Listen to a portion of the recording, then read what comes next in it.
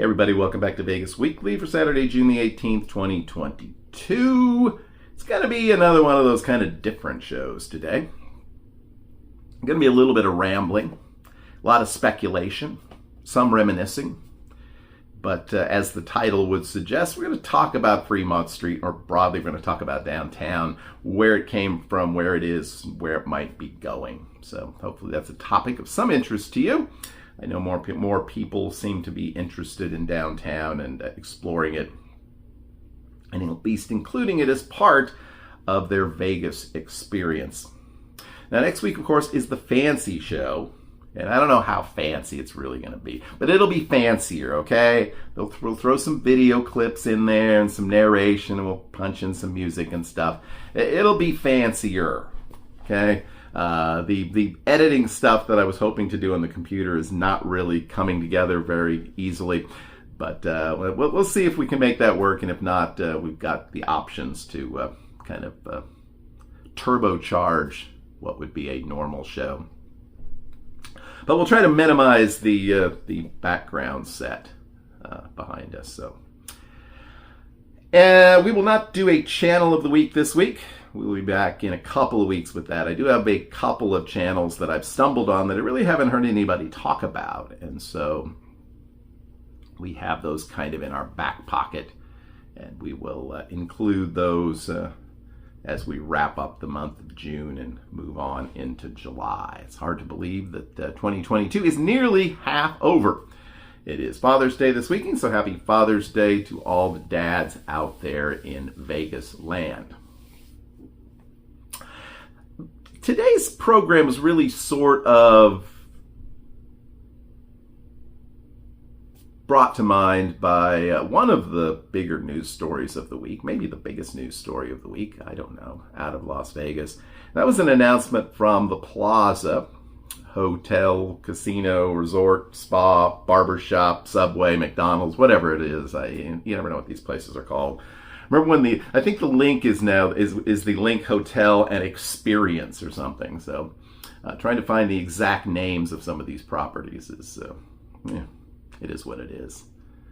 But it looks interesting. They're going to have like a cool donut shop right at the front area, kind of where the entrance is. They're going to kind of revamp that whole entrance there on the east side. And they're going to have a sort of outdoor circular bar in that sort of classic porte-cochere area, which is featured in many videos and actually featured on my channel on a regular basis. We use that as kind of a background for our thumbnails on Tuesday and Thursday.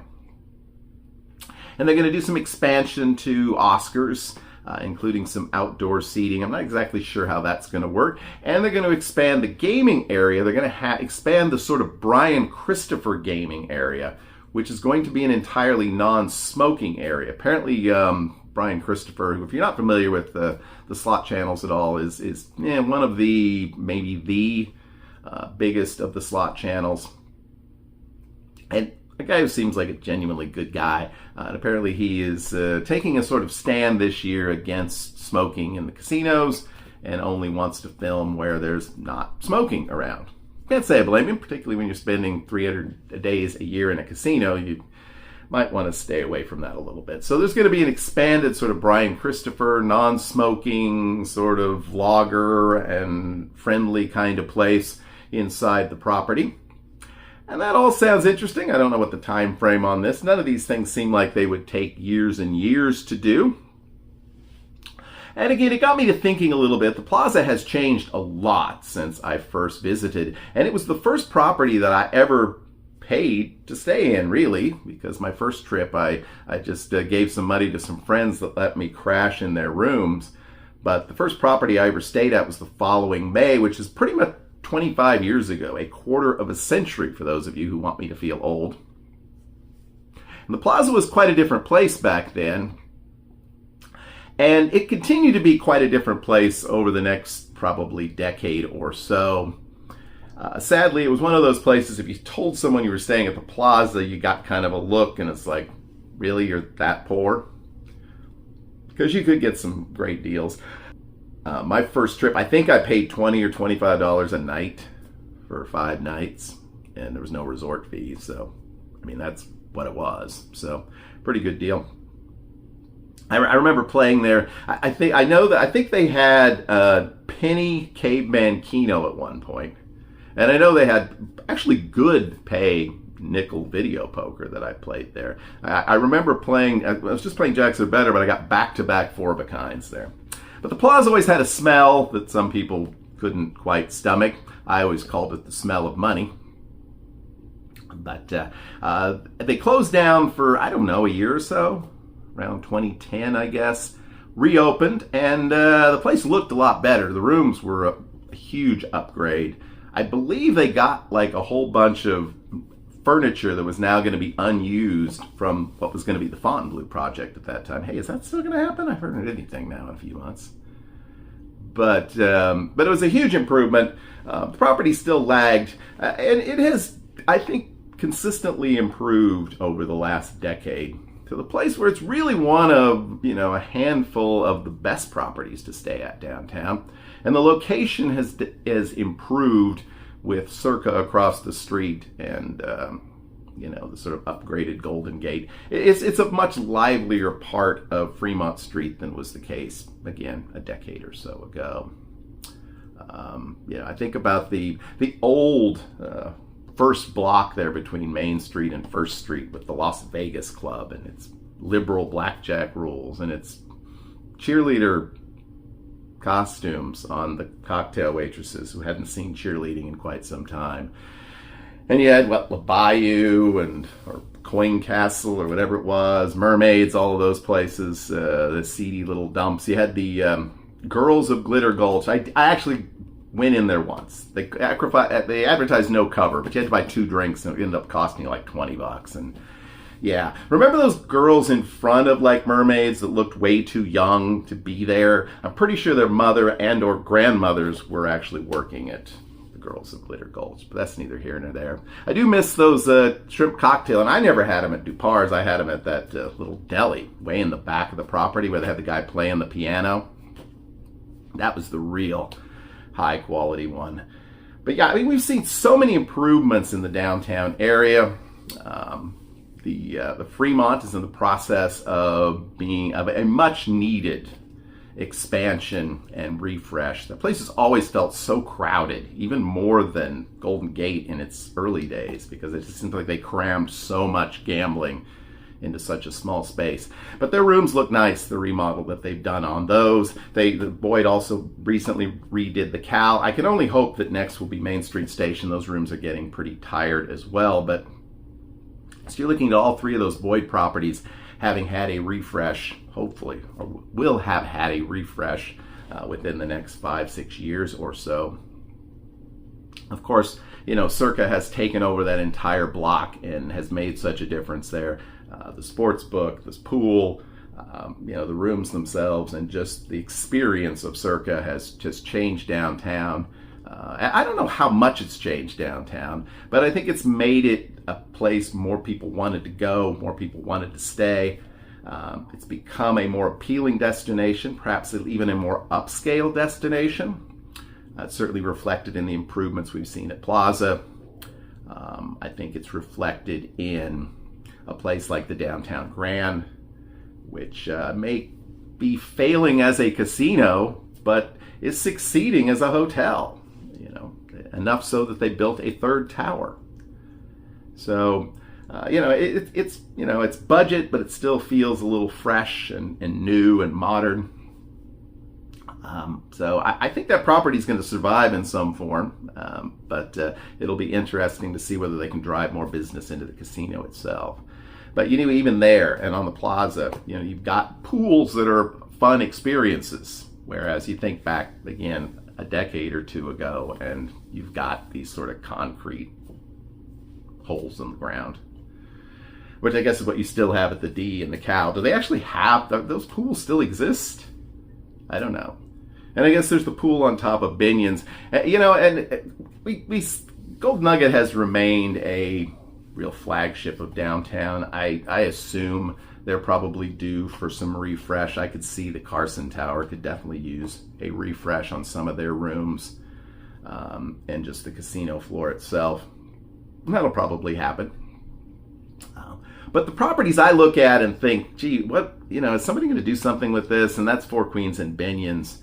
And, Binions made that tentative move opening up Hotel Apache, and I think they were surprised that people didn't want to sleep in a basement, which is what the rooms pretty much feel like. But there's that entire tower, the old Mint Tower. You really want to go back in time. It's not being used and is slowly falling apart, I assume. So it'll be interesting to see if they ever make a move to do anything with that, or just maybe take it down. I don't know. I'm not sure how easy that would be in the downtown environs. And the Four Queens continues to attract a pretty loyal clientele, though they recently had a downgrade in some of their video poker, which provoked some concerns.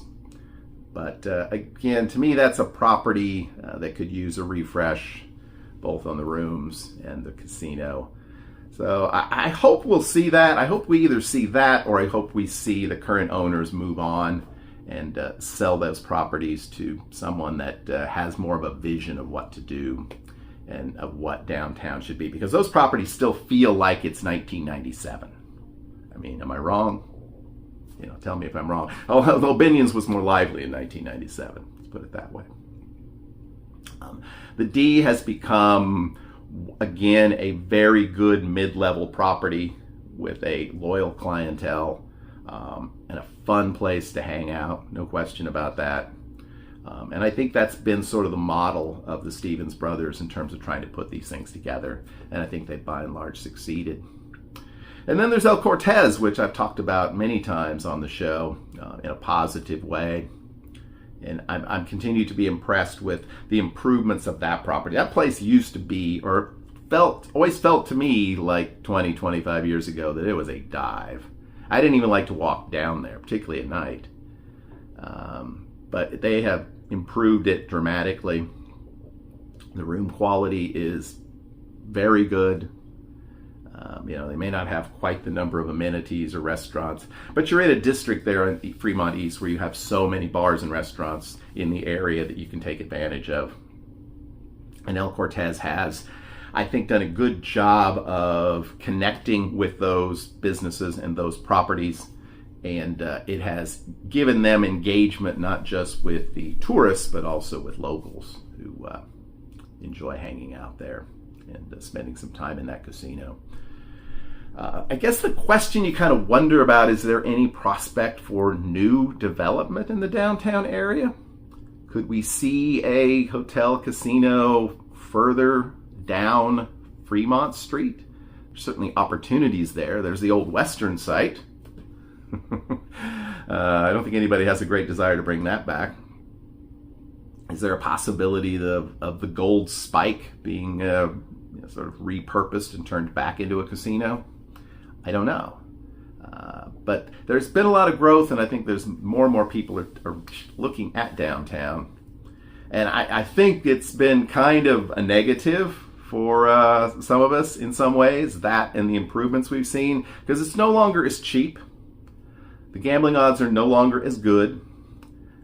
It has become more strip-like in most respects. And I think that's probably the future.